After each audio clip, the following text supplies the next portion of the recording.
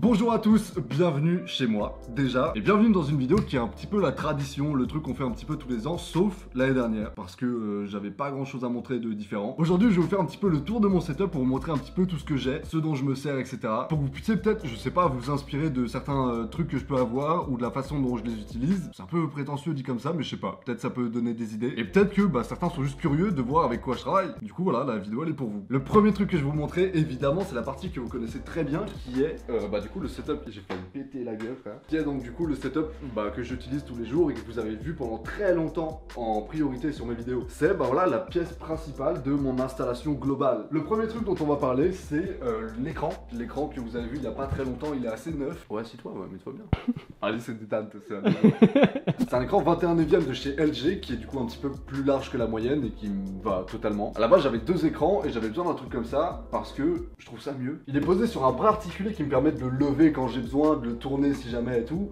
Je l'utilise jamais comme ça, hein, je vous rassure. Hop. Je peux le baisser aussi évidemment et du coup ça me permet de le régler vraiment comme je veux. Et c'est pas chiant, ça permet aussi de libérer de la place en dessous du bureau. Le seul problème qu'il y a, c'est que ce pied là il va être un petit peu décalé par rapport au centre de l'écran. Et comme je suis un maniaque, ça me perturbe. Du coup, j'ai mis une molette pour le son un petit peu au même endroit, mais de l'autre côté, histoire d'égaliser un peu le truc, mais ça marche pas. Hein. C'est vrai que ça marche pas de ouf. Ça marche pas de ouf. J'ai mis des LED derrière l'écran, j'adore les LED, j'en mets partout. Là, ça rend pas très beau, ça rend crade en fait même. Mais on les voit pas évidemment quand on est devant le PC. Du coup, voilà, c'est juste histoire de pas me niquer les yeux quand tout est éteint. J'ai un petit truc en fond, comme c'est un mur blanc, ça se diffuse pas mal. Je trouve ça cool. J'en ai mis sous le bureau aussi, on les voit juste là et en dessous. Et ça me permet de créer un peu les ambiances que je veux. C'est cool pour travailler. Je fais semblant de travailler généralement, mais quand je travaille, c'est cool. Au niveau des périphériques que j'utilise, ça va être du Logitech ultra basique parce que j'avais voulu un setup épuré. En ce moment j'ai besoin de ça. J'en ai marre des trucs très gaming et tout avec des LED partout pour le coup. Je suis très bizarre sur ça mais il me faut du très simple que je peux customiser un peu comme je veux et rendre l'ambiance autour ok. L'inverse ça me saoule. Donc on a un clavier Logitech MX Keys qui est en Bluetooth, qui est sans fil. Pareil, la souris Logitech c'est un classique. C'est la MX Master 2 ou peut-être une. C'est la 2 ou une? Je crois qu'il y a la 3 qui est sortie. Il y a la 3 qui est sortie, ouais. Bon alors c'est la 2. C'est la 3, mon frère. Yes, let's go. Il y a pas mal d'options disponibles, il y a une roulette sur le côté, il y a un clic ici, deux clics là, deux clics sur les côtés. C'est une souris qui est vraiment faite pour la productivité et je m'en sers énormément pour faire du montage. Il y a tellement de petits raccourcis dessus et tout que c'est juste nickel. Et en plus de ça, c'est une souris qui est sobre. Merci Logitech. Il y a deux trucs qui sont toujours sur mon bureau aussi, c'est ces disques durs là qui me servent en fait de stockage. Pour à peu près tout, je mets mes vidéos dessus, les trucs qui servent à mes vidéos, les papiers importants, etc. Donc si je perds ça, je n'ai plus de vie. Il y a rien dans mon PC presque, j'ai tout là-dedans. Ça permet de changer de PC facilement et de retrouver mes données comme je veux. Voilà pourquoi il y a ça sur mon bureau tout le temps. C'est pour ça que tu les éclates sur le bureau. Il y a aussi un truc dans ce genre là qui me sauve la vie, c'est ce lecteur de carte SD là. Je l'ai payé ultra cher et en fait je me suis rendu compte que c'était un très bon investissement tout simplement parce que les autres lecteurs que j'ai achetés, la vitesse d'écriture elle était nulle. Du coup pour transférer 80 Go ça mettait 20 ans et là c'est très rapide. Donc investissez dans un bon lecteur de carte SD, franchement ça change la vie. En termes de son sur cette setup là, j'ai jamais changé d'enceinte, j'ai toujours utilisé les Wavemaster Moody Bluetooth. On a parlé du contrôleur de son tout à l'heure qui se trouve juste ici, il y a une molette dessus ce qui permet de gérer le son assez facilement. Donc là c'est le PC qui est branché dessus mais on peut le mettre en Bluetooth et connecter n'importe quoi dessus. On peut aussi directement brancher un truc en jack dessus ou brancher un casque. Voilà, c'est un petit module qui est très pratique. Et ces enceintes, elles valent 100 €, ce qui est pas très cher pour des enceintes de bureau, mais elles sont très bonnes. Et on a juste en dessous du bureau un caisson de basse qui est juste immonde. En fait, il est dégueulasse ce truc. Sympa quoi. Hein. En dessous du bureau, on a aussi évidemment le PC qui est un monstre. En fait, voilà, je me sens même un peu honteux de l'avoir parce que je m'en sers pas du tout à 100%. À l'intérieur, j'ai notamment une 3090 Founders Edition qui est ultra chère, que je mérite pas du tout. Pour le reste de la config, j'ai pas tout en tête, donc ça s'affiche juste là. C'est un PC qui va honnêtement très cher et c'est absolument pas nécessaire d'avoir un truc overkill comme ça. Je m'en sers pas du tout comme il faudrait, je m'en sers pour faire du montage et jouer à FIFA. Donc c'est honteux hein, globalement. On peut commencer beaucoup plus tranquillement avec une config largement plus modeste. J'ai pas trop parlé du cable management en dessous parce que bon il est pas fou. Globalement il a des câbles un petit peu partout et tout, mais ça se voit pas quand je suis au niveau de mon bureau, enfin, quand je suis assis dessus. Bon logiquement je me cale sur une chaise hein, mais D'ailleurs la chaise, le siège que j'utilise principalement c'est un siège Noble Chairs Epic. C'est un siège pareil qui est très cher mais comme j'ai des trucs gratuits je m'en fous. J'aurais peut-être pas acheté de moi-même en vrai parce que c'est vraiment un prix, mais c'est très confortable. J'ai pas parlé d'un truc très important. Ça me sauve la vie tous les jours, ça. C'est un chargeur à induction Google que je branche jamais, je m'en sers jamais comme un chargeur. Mais je pose toujours mon téléphone dessus quand je travaille sur mon PC, il est à côté et je vois toutes les notifications. Et quand je fais des appels en visio et tout, bah je le mets dessus et ça m'évite de tenir mon téléphone. Je cale ça comme ça et en vrai, bah c'est assez minimaliste et c'est très sobre, donc ça me plaît beaucoup. Maintenant, on va passer au setup que vous n'avez jamais vu, en vrai. On va passer à l'espace qui me sert à tourner toutes mes vidéos et qui est un petit peu l'aboutissement d'un truc parce que j'ai toujours voulu avoir ça. Aujourd'hui, je l'ai et je vais pouvoir vous le montrer. Enfin.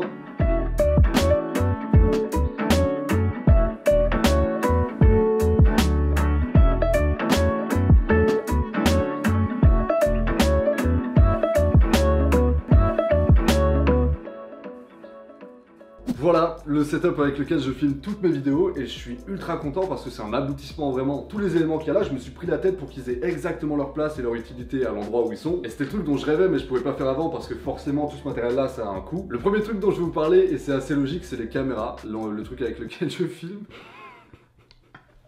Ah, ça servait à ça depuis le début. Je filme avec deux GH5, il y en a un là en plein milieu et un sur le côté qui est juste ici en fait. C'est la caméra vraiment qui est la plus utilisée sur YouTube parce que le rapport qualité-prix est vraiment très bon. Généralement je filme en grand angle avec un objectif 9-18 de chez Olympus. J'ai pris un des grands angles les moins chers, c'est pas les mieux, mais ça me suffit pour faire ce que j'ai envie de faire. Là-haut, vous le voyez peut-être depuis tout à l'heure.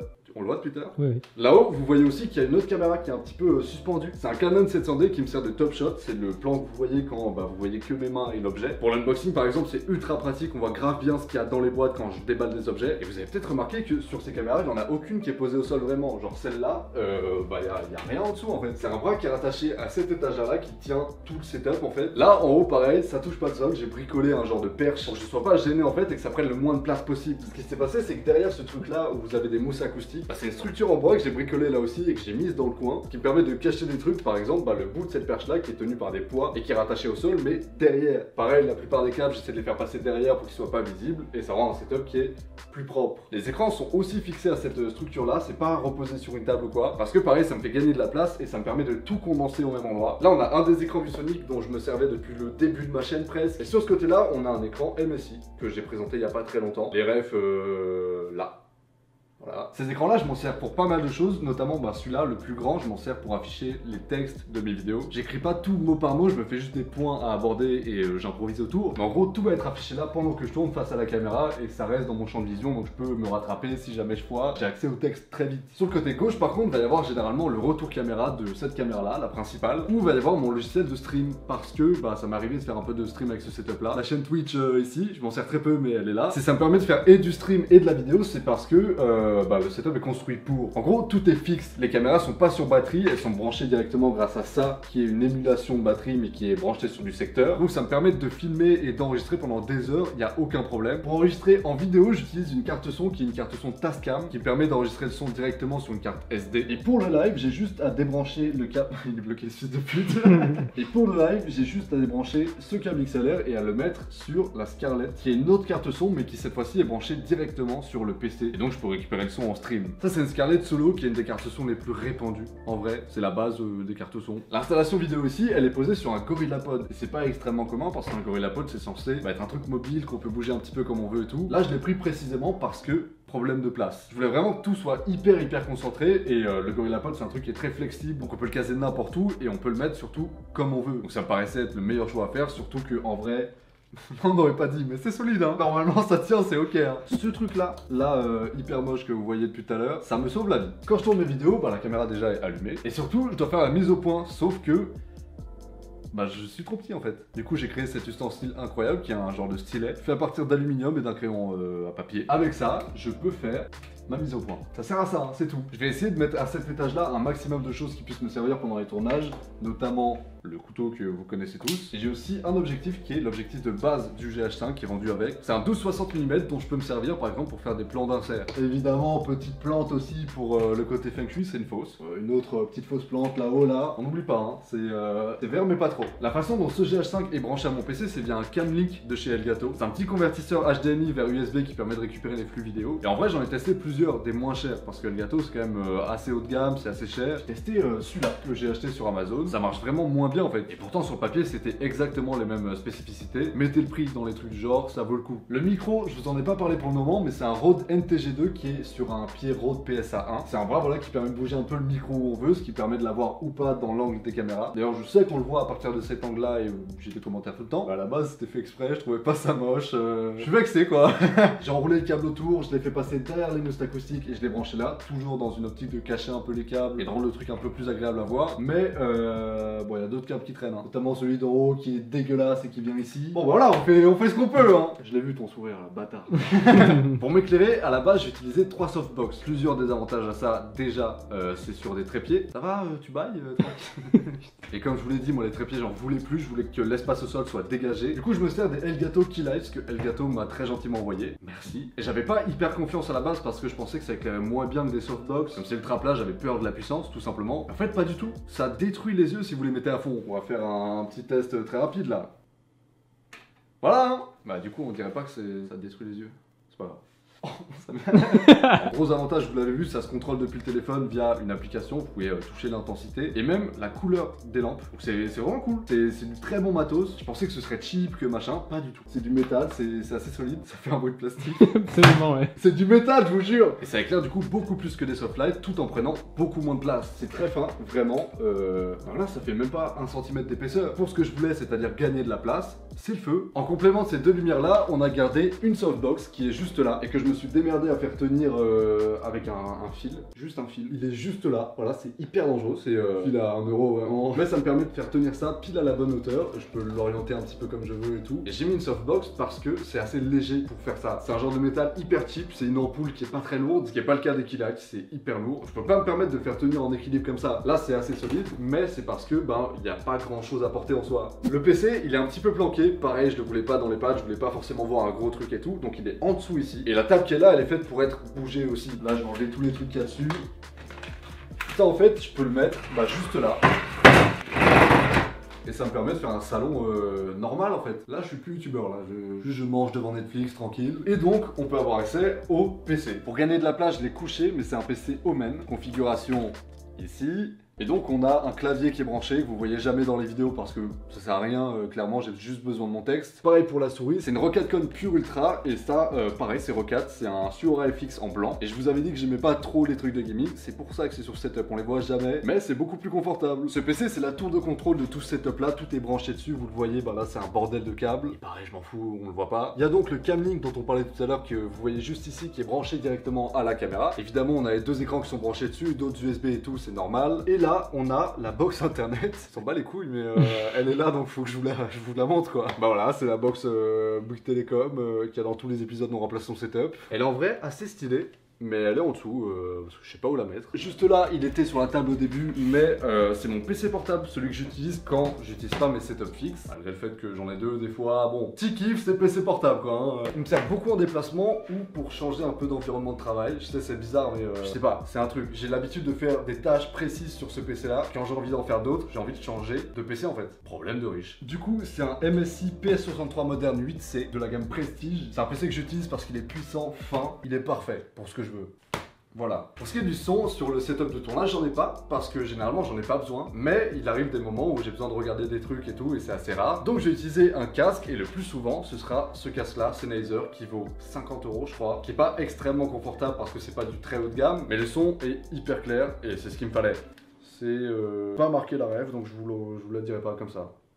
Elle est là. J'ai aussi au cas où une petite enceinte d'appoint, mais en vrai qui me sert pas sur le setup. Elle est juste là parce que il y a de la place. C'est un setup que j'ai construit pour qu'il soit rapide. Généralement, j'ai même pas besoin d'allumer les caméras, je les laisse allumer parce que bah elles ont pas de batterie. J'ai juste à appuyer sur le bouton REC, faire la mise au point et ça tourne. J'ai pas à mettre en place des trépieds, j'ai pas à modifier des trucs. Tout est en place, tout est déjà configuré comme je veux et c'est nickel. C'est aussi pour ça que je voulais pas de trépieds parce que les trépieds, ça bouge. Il y a aussi le fait que maintenant j'ai un robot aspirateur et que les trépieds c'est juste ultra chiant en fait. Le robot aspirateur d'ailleurs est en dessous du setup ici. C'est devenu mon meilleur pote, hein. Clairement, je fais tout avec lui. Rentre chez toi par contre, t'es fou toi. Par contre, le désavantage d'un tel setup, c'est que c'est très chiant de bouger les caméras. Elles sont branchées à ça, elles sont branchées en HDMI pour celle-là. Pour bouger, c'est très chiant et donc ça me permet un peu moins de mobilité. Pareil pour les éclairages, si j'ai besoin de tourner là-bas dans ma cuisine, bah c'est chiant. Voilà, petit souci qu'il faut que je trouve une solution, quoi. Bah là je l'ai pas, quoi. J'ai quand même un petit trépied qui traîne ici. Hop, quand il y a une caméra que j'arrive à sortir enfin de ce setup là, je la pose dessus et c'est un trépied qui vaut 100 € il me semble, ou un peu moins, qui est hyper solide, qui a une tête fluide. Là on rentre vraiment dans des trucs qui ont l'air d'être des détails, mais pour faire des plans, c'est trop bien. Il n'y a pas de petits à-coups visibles sur la caméra, c'est fluide. Je vous le conseille si vous voulez un trépied professionnel plus ou moins, qui est pas très cher. Et par contre, en étant là, je viens de capter là que c'est un enfer derrière. Voilà, de face c'est stylé. Là c'est un peu moins un peu moins glorieux, quoi. On a une multiprise derrière qui permet d'alimenter énormément de choses et c'est pas suffisant parce qu'il y a d'autres multiprises derrière cette structure là. Tout est enroulé un petit peu salement sur les bras qui tiennent le PC. On essaiera de pas trop regarder. Je vais remettre l'écran. La webcam est tombée, lourd. Cette webcam là d'ailleurs, c'est une Logitech Brio 4K. Je m'en sers très peu honnêtement puisque bah j'ai cette caméra, mais elle est là pour j'allais dire Skype, mais ça n'existe plus. Les trucs comme ça. Ce meuble là, je pense que vous le connaissez pas mal parce qu'il est visible dans toutes les vidéos. C'est un meuble Ikea basique sur lequel il y a un petit revêtement noir. On peut écrire la craie dessus. Trop bien. Hop. On était obligé. 21 ans. Hein. Voilà, principalement c'est de la déco. On a le cadre des 100 000 abonnés. On a des accessoires que je sais pas où mettre hein, globalement. Et ça, c'est censé être là. On a toujours le faux cadre des 100 000 abonnés en attendant que j'ai le vrai. Et dans ces tiroirs, on a des casques. Je crois que c'est pas fini, il y en a encore en dessous. Voilà. C'est la maison des casques ici. Hein. En vrai, il y a un petit peu de tous les types de casques. On a des sans fil, des USB, des en jack. Du coup, bah, quand j'ai besoin d'un truc précis, je peux le prendre directement. Et on dirait pas, mais ça me sert beaucoup d'avoir tous ces casques. Là-dedans, j'ai pas mal d'accessoires pour les tournages. J'ai toutes les batteries du Canon 700D et du GH5 quand je les bouge. J'avais aussi pas mal de piles qui me servent à alimenter des objets que je commande et qui arrivent sans pile, qui arrivent beaucoup. D'ailleurs, en parlant de batterie, je t'en prends une parce que celle-là est vide. Waouh. Et juste ici, on a une enceinte Ikea. C'est la Ikea Enobi 30 dont je me sers très souvent aussi. Alors effectivement, on dirait pas une enceinte, mais c'est une enceinte, elle s'allume juste ici.